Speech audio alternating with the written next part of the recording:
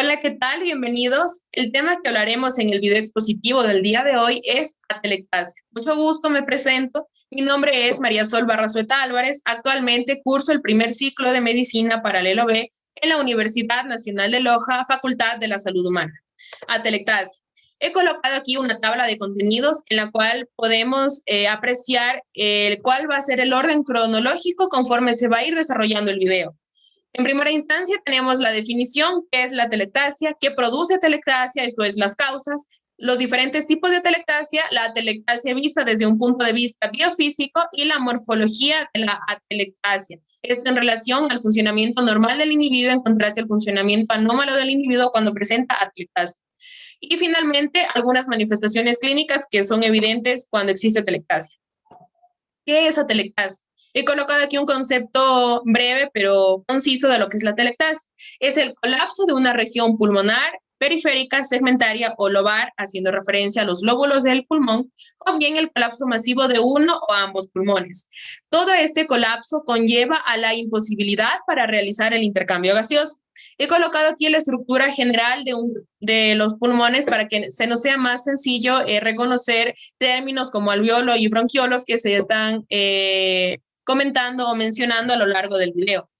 La bifurcación de la tráquea, los bronquios, las ramificaciones de los bronquios, los bronquiolos, y al finalizar los bronquiolos tenemos los sacos alveolares que contienen numerosos alveolos. Dentro de cada uno de estos alveolos se produce el intercambio gaseoso.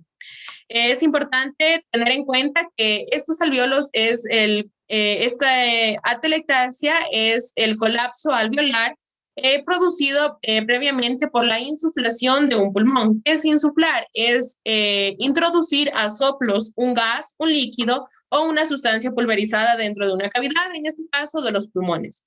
También es importante mencionar que la atelectasia como tal no es una enfermedad, sin embargo, es la manifestación o la desencadenación de una patología adyacente en los pulmones.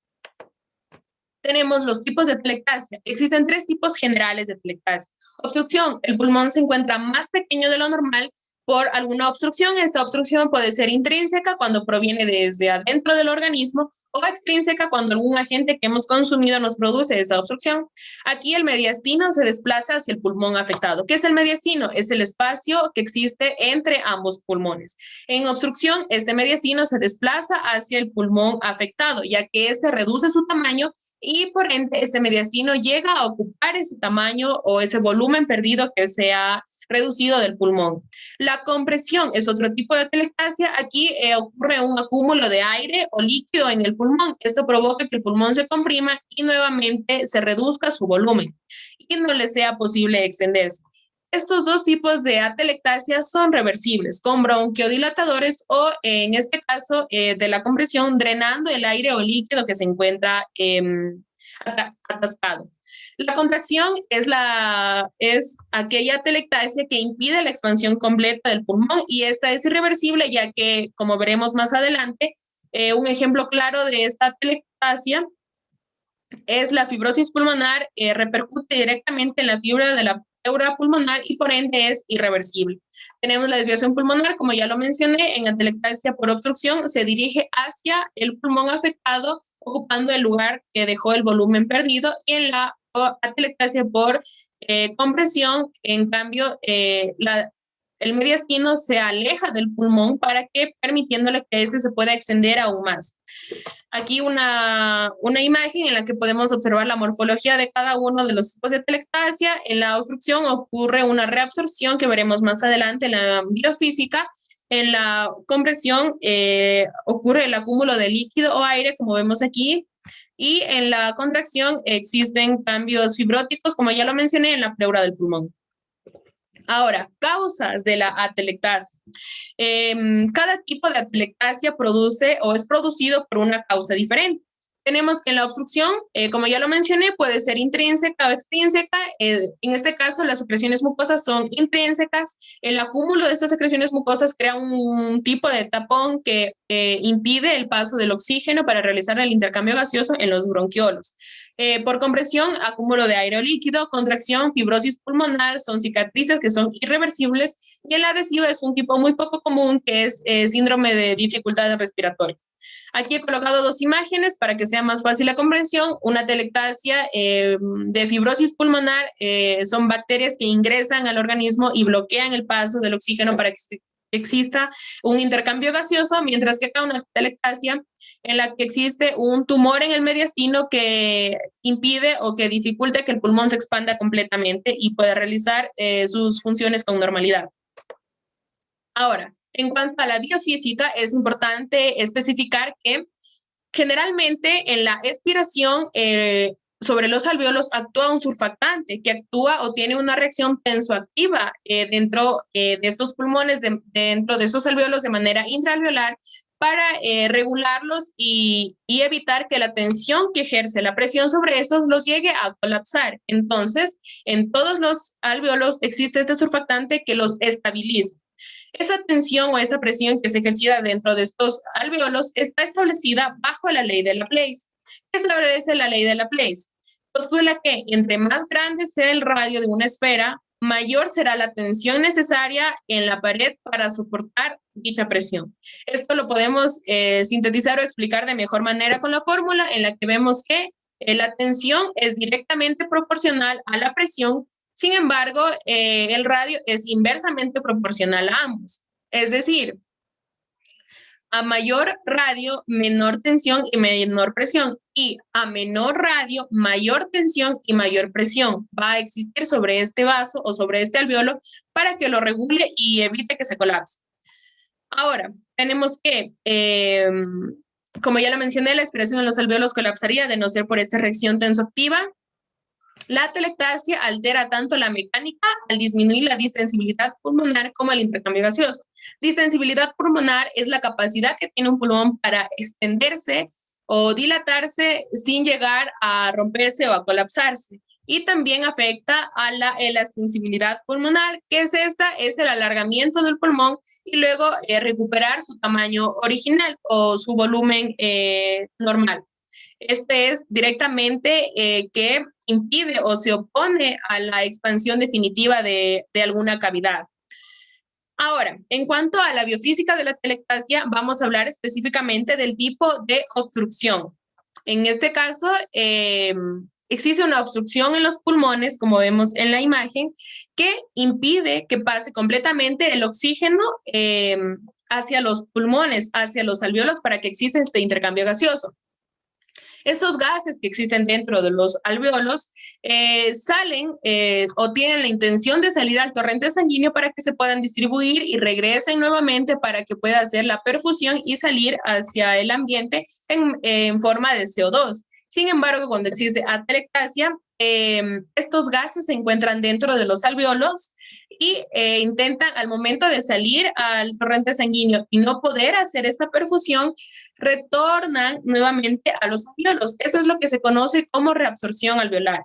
Pero hay que tener en cuenta que en el torrente sanguíneo o en el flujo sanguíneo o en el caudal conocido, generalmente sanguíneo, existe una mayor presión que dentro de los alvéolos. Entonces, al momento que existe esta reabsorción, los gases que se encuentran en el torrente sanguíneo ingresan al alvéolo con muchísima más tensión y presión con la que salieron, y por ende colapsa al alvéolo, haciendo que este colapse y expulse todos estos gases hacia el exterior. Aquí ocurre una hipoxia alveolar. ¿Qué es la hipoxia alveolar? Es que los alvéolos se quedan sin el oxígeno necesario para realizar el intercambio gaseoso. Entonces, una vez que colapsan estos alvéolos, estos gases se quedan en el torrente sanguíneo, en el flujo sanguíneo, y estos se comienzan a esparcir por todos los otros alvéolos colapsados que se encuentran a su alrededor. En este momento se aplica principalmente o de forma más directa la biofísica, ya que dentro de estos vasos sanguíneos ocurre una vasoconstricción. ¿Para qué ocurre esta vasoconstricción? Para que esta sangre se dirija por otro camino y no vaya directamente o nuevamente hacia los alvéolos colapsados. Esta vasoconstricción permite que el flujo se redirija hacia los alvéolos que sí están normales y que sí están permeables para que puedan soportar la tensión o la presión que ejercen estos gases sobre la misma. Existe un mecanismo en el cual existe una ventilación colateral para que no se llegue a suscitar toda esta reabsorción alveolar y no lleguen a colapsar los pulmones a través de la ventilación colateral. Esta se da a través de los canales de Lambert y los poros de Kohn. Sin embargo, estos canales y poros de Lambert y Kohn, respectivamente, están muy desarrollados en los humanos adultos. Es por eso que en los humanos neonatos no está tan desarrollado, por eso la atelectasia en estos individuos es mucho más frecuente. Estos canales y poros ayudan a que si existe un alveolo o un bronquiolo obstruido, pasan los gases y la ventilación pulmonar hacia el alveolo o bronquiolo adyacente. ¿Cuál es la morfología? He colocado aquí unas imágenes en las que se nos es muy sencillo visualizar los bronquiolos, los alvéolos normales versus a un alvéolo colapsado. Vemos que su tamaño está reducido, no es normal. El pulmón, por más que trate de extenderse, no llega a ocupar el volumen total. En este caso es una atelectasia por compresión porque el espacio pleural o la cavidad pleural está ocupada por aire. Este es el funcionamiento normal del pulmón, ocupando todo el espacio y todo su volumen, y este es comprimido. He colocado aquí un video en el que se nos es mucho más sencillo visualizar. Vemos aquí a un neonato, como vemos, con un pulmón completamente hinchado, con su volumen total, y un pulmón a medio hinchar o con su volumen disminuido. Esto es por una obstrucción o una atelectasia. Vemos en la radiografía un pulmón mucho más pequeño y mucho más contraído del normal. Esto generalmente se suele dar por agentes extraños. En este caso vemos aquí un agente extraño que está obstruyendo un bronquiolo e impidiendo que pasen los gases para que se pueda llevar a cabo la ventilación pulmonar o el intercambio gaseoso. Vemos el otro bronquiolo completamente despejado.